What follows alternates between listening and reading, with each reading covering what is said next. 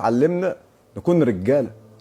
عدينا من سواد، عدينا من ضلمه، عدينا من موت وطلعنا منه والحمد لله. انا ما يبانش عليا، يبان ان انا عشت في امريكا، ويبان ان الواد اللي مش عارف لما مؤاخذه حاطط التاتو، والواد اللي مش عارف بيعمل ايه وبيعمل ايه. لفيت كل ده ورجعت الاصلي. انا زي ما انا، زي ما طلعت زي ما هنتهي. كفايه بقى يا جماعه عمالين تحفلوا على الواحد من كل حته. انت اللي مقلد وانا اللي مؤلف، انت ما عندكش مشاهدات، وانا اصلا الاساس بتاع المشاهدات مش فاهمين ان انا بيجي لي 1000 بلاغ في كل مره افتح لايف. 1000 بلاغ من ولاد الحرام عشان خايفين. قال لك ده لو دخل هيكوش، ده لو دخل الناس هتقتنع بيه، هتصدقه، ده انسان عنده تاريخ، عنده هويه، معروف هو عمل ايه ويقدر يعمل ايه تاني. والنهارده كمان طالع متبروز ما شاء الله عليه، بيتكلم باسلوب محترم وشكله محترم وكل حاجه فيه تمام. فيخاف مني، يقول لك لا ده يخش يكوش على الليله. يا عم وانا ولا هكوش ولا حاجه، هو حد بياخد غير رزقه؟ هو انت يعني اللي هتمنع الناس؟ ربنا سبحانه وتعالى هو اللي بيوزع الارزاق.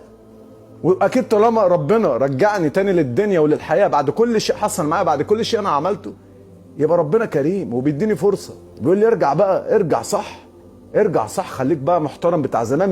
مش شادي سرور اللي سرح في اخر ايامه وراح بقى امريكا وبنات ومش عارف ايه. يا عم لو انا بنات ومش عارف وامريكا وسهر ومش عارف ايه مع نفسي بره عن الشاشه، هنا اطلع احترم الناس اللي موجوده، واحترم كل واحد موجود، واحترم اللايف بتاعي، واحترم اهل اللايف. واجب عليا ان شاء الله يكون فيها العبر. وبنتمنى كل يوم ان ربنا سبحانه وتعالى يسخر لينا على الارض اللي يكون المال بالنسبه له لا شيء، يكون نجح بالمال، وصل للقدره ان هو يكون قوي لدرجه يعني لو صرف في الشحنه الواحده طق طق طق طق ولا تفرق معاه. ربنا يا رب يسخره لينا. واتفرجوا العبد لله هيعمل ايه. اتفرجوا بس لما ينزل لي سكور انا هعمل ايه. وما بقولش كده عشان ينزل لي سكور، مش انا اللي بختار، لا ربنا اللي بيختار.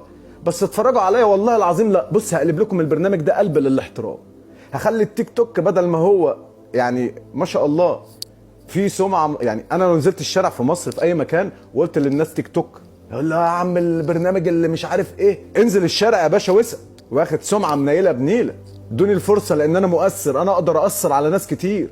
الناس بتسمع لي لان عارفين انا عمري ما نصبت على حد، عمري ما اشتغلت حد، بعمل الناس كلها بذمه وضمير، وسايب معاهم ذكرى حلوه من هم صغيرين قد كده، كبروا معايا، شافوني وانا بطلع وبتحرك وبروح وبطير. ساعدوني يا جماعه ان انا اقدر اوصل صوتي، اوصل صورتي الجديده للناس. خدوني بجديه. انا مش شادي سرور الارجوز بتاع زمان، خلاص. اللي شفته في حياتي، دروس اللي اتعلمتها علمتني اكون راجل.